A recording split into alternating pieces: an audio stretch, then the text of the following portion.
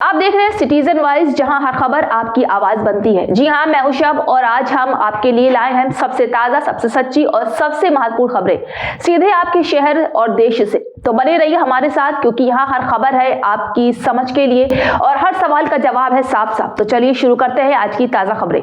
आज हम बात करेंगे अमेरिका और ईरान के बीच बढ़ते तनाव की, जहां सीज फायर के बावजूद हालात लगातार बिगड़ते नजर आ रहे हैं।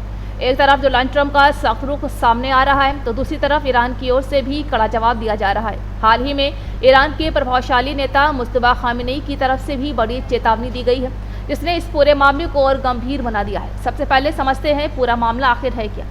जी हाँ, आपको बता दें कि अमेरिका और ईरान के बीच कुछ समय पहले तनाव इतना बढ़ गया था कि हालात टकराव की कगार पर पहुंच गए थे। हालांकि बाद में दोनों देशों के बीच एक तरह का सीज फायर हुआ, जिससे लगा कि अब बातचीत के जरिए समाधान निकल सकता है, लेकिन अब हालात फिर से बिगड़ते हुए दिख रहे हैं। दरअसल ईरान ने अमेरिका के सामने एक प्रस्ताव रखा था, जिसमें कई अहम मुद्दे शामिल थे, जैसे प्रतिबंधों में ढील, क्षेत्रीय सुरक्षा और आर्थिक सहयोग। ईरान को उम्मीद थी कि अमेरिका इस प्रस्ताव पर कुछ हद तक सहमति दिखाएगा, लेकिन यूनाइटेड स्टेट ने इस प्रस्ताव को पूरी तरह से खारिज कर दिया।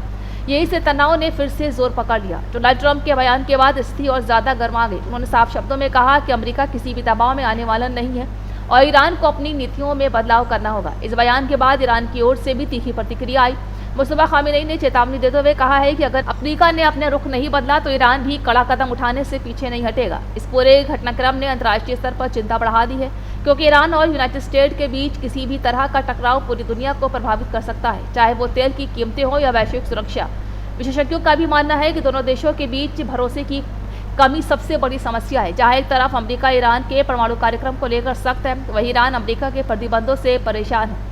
हालांकि कुछ विशेषज्ञ ये भी मानते हैं कि अभी तक बातचीत का रास्ता पूरी तरह से बंद नहीं हुआ है। अगर दोनों देश अपने अपने रुख में थोड़ी नरमी दिखाएं तो हालात सुधर सकते हैं, लेकिन फिलहाल जो हालात है उसमें टकराव का खतरा टला नहीं है। बयानबाजी लगातार तेज हो रही है और दोनों तरफ से सख्त आदेश दिए जा रहे हैं।